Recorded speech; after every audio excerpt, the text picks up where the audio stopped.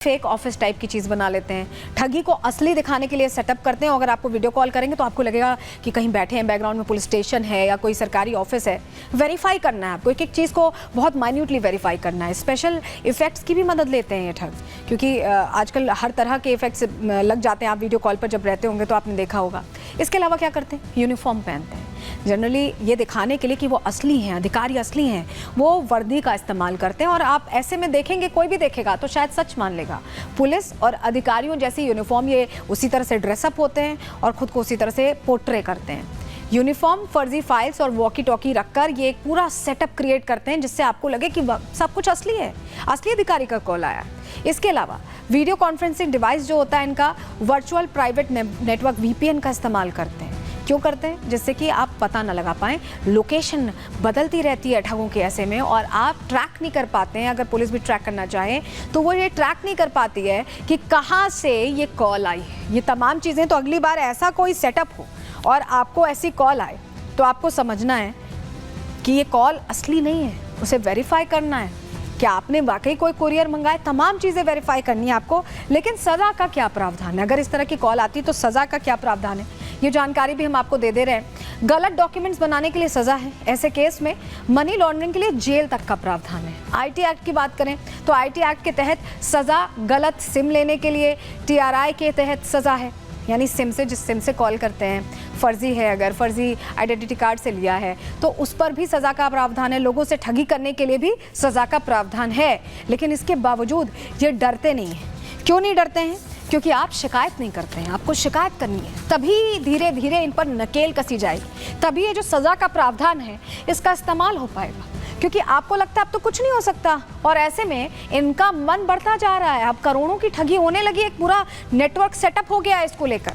चलिए, क्यों हम ऐसा कह रहे हैं, पहले आपको बताते हैं कि इससे बचे कैसे हैं। ये जानकारी आपके लिए बहुत ज़रूरी है, बहुत ध्यान से सुनिएगा, नोट कर लीजिएगा। सावधानी से सोशल मीडिया प्लेटफॉर्म्स का इस्तेमाल करें। बहुत सर्फिंग अगर आप करते हैं, इंटरनेट, स्मार्टफोन पर मजबूत प्राइवेसी सेटिंग्स रखें जिससे आपका जो पर्सनल डिटेल्स है उसका खुलासा ना हो। अनजान नंबर से वॉइस या वीडियो कॉल आती है तो उठाने से बचें। अगर आप नहीं जानते तो मत उठाइए, मत रिसीव कीजिए ऐसी कॉल्स। विदेशी नंबर से आजकल आप सभी के फ़ोन में आइडेंटिफायर होता है कि किसी भी नंबर से कॉल आ रही है तो कभी ओमान लिख कर आता है, कभी कुछ लिख कर आता है।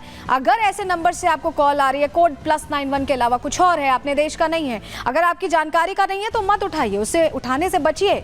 और SMS, ईमेल पर अनजान लिंक पर भी क्लिक ना करें। कई बार SMS आता है, उसके साथ एक लिंक होता है, पैसों का प्रलोभन होता है, कई चीज़ें होती हैं, लेकिन उस पर क्लिक मत करिए क्योंकि आप ऐसे में अपनी प्राइवेसी के साथ पूरी तरह से छेड़छाड़ खुद ही कर दे रहे हैं, क्योंकि आप इंफॉर्मेशन पास ऑन कर दे रहे हैं। OTP, अपने कार्ड्स की पिन किसी को भी ना बताएं क्योंकि इनका बहुत गलत इस्तेमाल हो सकता है। पैसों की डिमांड वाले मैसेज पर पुलिस को तुरंत सूचना दें जिससे और लोग भी बच सकें।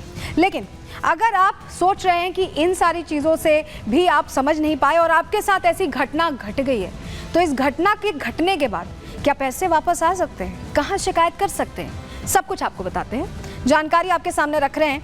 देखिए, 1930 पर आपको शिकायत करनी है। नंबर है 1930, फिर से सुन लीजिए, इस पर कॉल करनी है। और अभी जो आंकड़े आ रहे हैं, हर दिन इस नंबर पर 45 से 50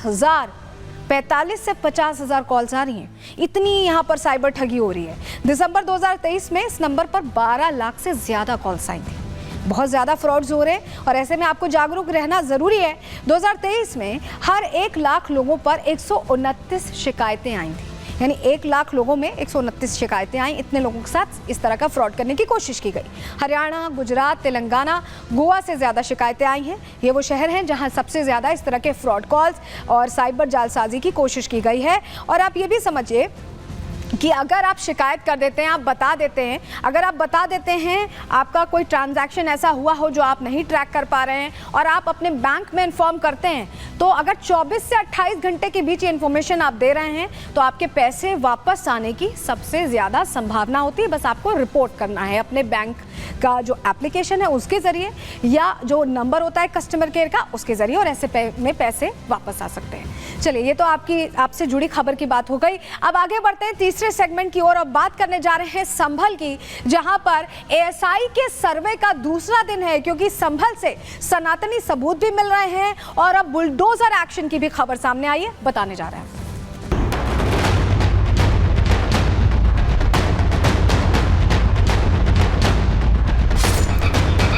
ये बीच में हरिहर मंदिर बना हुआ है।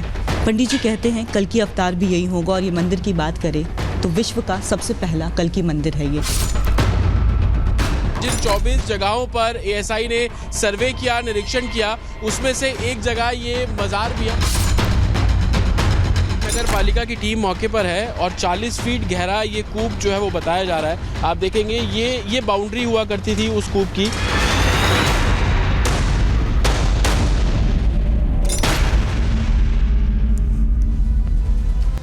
चौबीस तारीख की हिंसा के बाद संभल से लगातार खुलासे हो रहे हैं, और छोटे मोटे नहीं, बड़े बड़े खुलासे हो रहे हैं। पहले मंदिर का कपाट 46 साल बाद खुलता है, भगवान के दर्शन होते हैं और उसके बाद पता चलता है कि उसके पास एक कुआं भी है। उसके बाद एक और मंदिर मिलता है, फिर से एक और मंदिर मिलता है और कृष्ण कूप मिलता है, जिसके बाद लग रहा है कि संभल को लेकर जो हमेशा से कहा जाता रहा है कि हाँ 62 ऐसे भगवान के स्थान हैं, 19 कूप हैं, ये सच होता दिखाई दे रहा है। क्योंकि पहले ये कहा जाता था और वाकई लग रहा है कि भगवान कल्की की धरती है, जहाँ से रोज़ नए खुलासे, रोज़ नए सबूत बिना किसी का खोजे खुद ही प्रकट हो रहे हैं। सनातनी सच्चाई बयां करने के लिए ये सबूत सामने आ रहे हैं। चलिए सबसे पहले आपको बताएंगे कि संभल में क्या हुआ है, आज क्या हुआ है, वो जानकारी अब आपके सामने सबसे पहले रख रहे हैं। चलिए सबसे पहले आपको ये बताते हैं कि संभल में आज क्या हुआ, क्योंकि एएसआई का सर्वे जो हुआ है उससे नए नए खुलासे हुए हैं। क्या खुलासे हुए हैं, चलिए जानकारी जल्दी से हम आपके सामने रखने वाले हैं, क्योंकि आपके लिए जानना जरूरी है। संभल में दरअसल आपको बताएं, एएसआई की टीम दूसरे दिन भी सर्वे कर रही थी, और सर्वे में कल की मंदिर में एएसआई की टीम ने पहुंचकर हर एक चीज को बारीकी से देखा है। कृष्ण कूप का निरीक्षण करने दरअसल एएसआई की टीम पहुंची थी, जिसको लेकर खुलासा हुआ था, और कल टीम ने कार्तिकेय मंदिर का भी सर्वे किया था, और आज कृष्ण कूप का यहां सर्वे किया जा रहा है। 5 तीर्थ और 19 कूपों का निरीक्षण एएसआई की टीम की तरफ से किया गया है। मंदिर की फोटोग्राफी भी की गई है, वीडियोग्राफी भी की गई है। ये सब कुछ इसलिए हो रहा है कि पता लगाया जा सके कि संभल में जो ये रोज अलग अलग मंदिर मिल रहे हैं वो कहाँ के हैं, कब के हैं। चलिए जानकारी आपके सामने पहले रखी थी हमने, लेकिन तस्वीर जरा आपके लिए देखना जरूरी है। देखिए एएसआई की टीम यहाँ पहुंची है और निरीक्षण किया। ये निरीक्षण इसलिए भी जरूरी है क्योंकि खुलासे रोज हो रहे हैं, नए नए खुलासे हो रहे हैं, और आज की तस्वीरें हैं मंदिर का निरीक्षण, और साथ ही जो कृष्ण कूप है वहां भी सर्वे किया गया है। टीम एक एक चीज को बारीकी से देख रही है, क्योंकि ये पता लगाने की कोशिश की जा रही है कि कितना पुराना ये मंदिर है।